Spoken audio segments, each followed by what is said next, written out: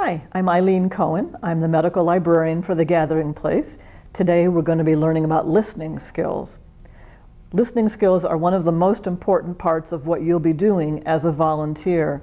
You may or may not have answers to the questions people have, but how you come across, how they feel when they are around you, that's going to be our goal today, of helping you to come across as a caring, compassionate, and kind person.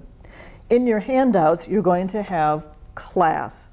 This is an acronym. We're going to go through each of the letters. They represent a part of the conversation you may have with a participant. The first is C, for context. We think it's pretty important that you realize that our context is different from other places where you might be running into people. If you were a greeter at Walmart, you would say, "Welcome to Walmart. How can I help you?" We're not Walmart. We want you to be more low-key, a little bit quieter. And so when someone comes in, we want you to say, "Hi, how can I help you?" In a more quiet way, in a softer way, because we want you to know the context. That person might have gotten the news that day that they or someone they love has cancer, or gotten the news that week that they or someone they love, their cancer got worse, it metastasized, or has gone to an advanced stage. You don't know what they are bringing in, but you want to meet them with kindness and softness and compassion. We also know that you have experiences with cancer yourself. That's part of your context. What we want you to do is to present in a professional manner. Someone comes in, if they say, "I'd like to speak to someone about breast cancer," your context may be that you're a survivor. We don't want you to say, "Oh, I've had that, I can help." You would keep that private, and you would say, "We'd be glad to help. Is there something specific that you'd like to do today?" And only if they at some point say, "Are you a survivor?" then you may or may not choose to reveal that. Your context is mostly silent and private. If you were to reveal, it would be short and sweet. It would be, "Yes, I am a survivor. I do have some understanding of this situation. How can I help?" You're turning it back to them, not making it about you. When they ask you, they don't want the whole story, they don't want the whole history. It's a yes or a no, and turning it back to them. You want to honor them for their courage in coming in. That's what the context is, that nobody wants to come here. Nobody wants to join this club. They've come reluctantly. They may have even come at the pushing, the urging of many family members, and they have been putting it off. They've been not wanting to walk into this building. It takes courage. For me, the one I remember is someone saying, "I was in your vestibule once." They got that far and decided, "No, not today, I can't do this." So when they come in, we say, "Hi, how can I help? We're so glad you found us." That's the way we want you to present the context. The next letter is L for listen. This is the most important part, and I'll be spending the most time on this. The way that context relates to listening is that if someone comes in that you happen to know, you might find yourself thinking, "Oh my gosh, I know them, they're my neighbor," or "Oh my gosh, what are you doing here?" So when you are aware that, "Oh, there's a good chance I might see someone I know," you'll be a better listener. You won't be surprised. You won't react. You'll be able to just be available to them. They may or may not even notice that they know you. If they say, "Oh, don't you live down the street?" you can acknowledge it and say, "Yes, I'm on the same street. Go ahead, how can I help?" You're always turning it back on them rather than going on and on about Mrs. Jones and her dog in her garden. You want to make sure that they stay the focus.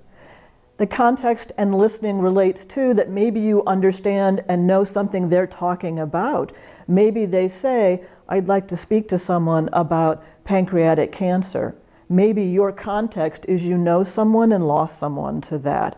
You might, by surprise, want to say something like, "Oh my gosh, that's the worst." But if you are aware that you in that desk may be meeting and hearing people who say things about things you know, you can learn to be calmer and say, yes, of course, we're glad to help people with any kind of cancer, rather than reacting to what they said. For listening, we have a separate handout called Cancer Etiquette that goes into much more detail about what we mean by listening. Of course, you're already listening. What we want to do is enhance your skills, help you to be more empathic in how you are listening, to be more comforting in how you listen. We want you to not be thinking, as I'm talking, what you're going to say. Then you're not really listening. For me, the most important part of cancer etiquette is agreeing with the person. That goes against everything we've ever been taught. When we were growing up, if someone had bad news, we were trained to say, oh, I'm sure you'll be just fine. If we heard about something bad that happened or someone was anticipating a test or a scan, we would say, oh, I'm sure it's nothing. We don't ever want you to do that. We don't ever want you to minimize or dismiss or push away what someone is feeling that to them is a crisis. So when you agree with them, they're saying, well, I got some bad news. It looks like I might have cancer. You agree with them and say, I'm sorry that you got some bad news. How can I help? You're agreeing with them if they're angry. If they say, I cannot believe this happened. I've had too much happen. I've already had my full plate and now this. You're agreeing with them and saying, gosh, yeah, you have a right to be angry. I'd be angry too. How can I help? If they're sad, if they're scared, if they're tearful, we don't want you hugging them and saying, oh, it's going to be okay, it's going to be okay, you're going to be fine. Because that would be potentially a lie. We don't know what is going to happen in this person's life. We do know that when they're in front of us now, they're sad, they're scared, and we can agree with them and say, this is a scary time, I'd be scared too, or no wonder you're sad, this is a sad time. Some other components of agreeing might be agreeing to pieces of it, if not the whole thing. Rather than saying, oh, I'm sure it's not that bad, you can say, I hope it's not that bad. That conveys a very different message. It's not dismissing them, it's not putting down what they're saying, it's giving hope, but saying, I hope so too, I'll be thinking of you. You want to also try and help normalize the situation. Part of being a good listener is letting them know that what they are feeling is okay and normal, that they're not crazy. So often we hear someone call or visit and I think I'm losing my mind. I'm doing this, I'm doing that, and we can say, I don't think you're losing your mind. I think you're having a normal reaction to a very scary thing. So it's not that we're saying you're not crazy, but we're saying, no, it seems like you are reacting in a normal way. You have a right to be sad. You have a right to be angry. If you are even thinking, well, I know how this story is going to end. I know it's not that bad, or I know this cancer is very treatable.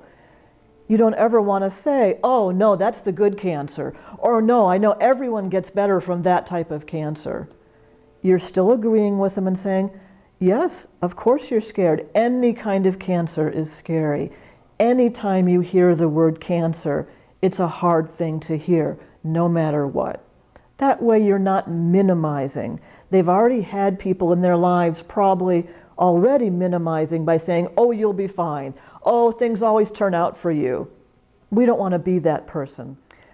When we talk about listening, you may be wondering now, do I always have to agree? Is it always my role to agree with them no matter what?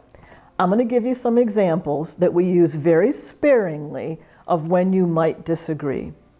One is if someone in their life, a family member, a loved one, a doctor is saying, well, I have to do this.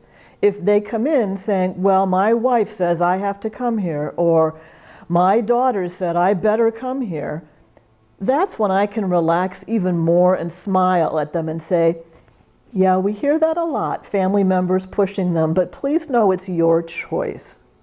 So it's not that I'm disagreeing, I'm agreeing with them that it seems kind of silly that someone pushed them to come here. So it's still listening. I'm hearing that they really didn't want to come. I'm hearing that they're here because someone pushed them. And I'm wanting them to know, we hear that. If you feel pushed, you can turn right back around, but I hope you want to stay and hear more about who we are. On the class handout, the next letter is A for acknowledge. So you've been listening already. You can also validate the message behind the words, validate the feeling. There are many ways to acknowledge someone. You're listening to the words, but you're also listening to the tone, what else is going on with their body language, the mood that they seem to bring. You're also going to try to acknowledge that maybe they seem tired, maybe they seem angry, and all of those are okay here. And you can say, I'm glad that you came. I would love to give you a tour. I'd love to tell you more about us.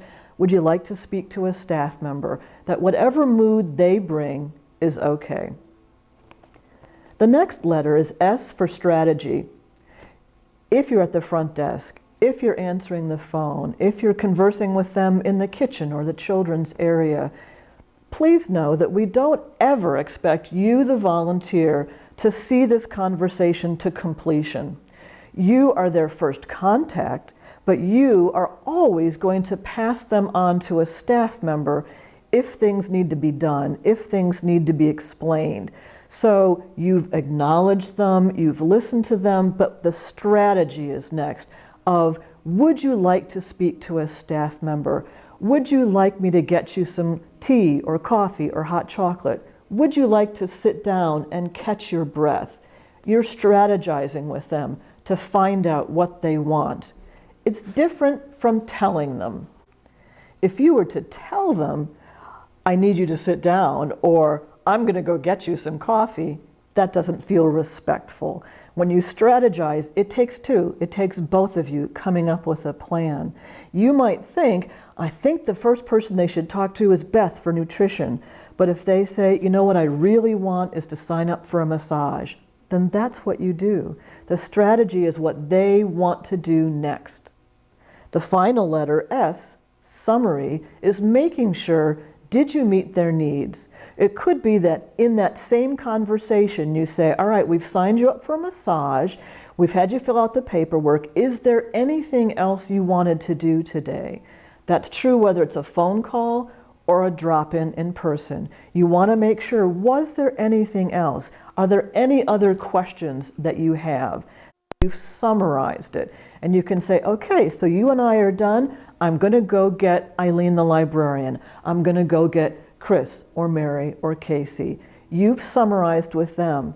You can also summarize when they leave. Maybe they came for their first time ever to get a massage. On their way out, you can say, how was that? Would you like to sign up for something else? Do you have any questions? You can summarize even after the end of your conversation the next time you see them. When we teach you listening skills, please know that we are not expecting you to become magically overnight counselors, social workers, psychologists. That is not what we're about here. We are wanting to give you basic introductory skills and know that we will never leave you alone. There will always be a clinical staff member available. You don't have to handle a crisis. You don't have to even begin the process of helping the crisis person beyond, how can I help? And let me get you a staff member. These are skills that we've learned over decades and with graduate training. So please be comfortable knowing that these are suggestions, things to practice. You will come across things that you're not sure how to answer. We're fine with you saying, I'm not sure, let me ask a staff member.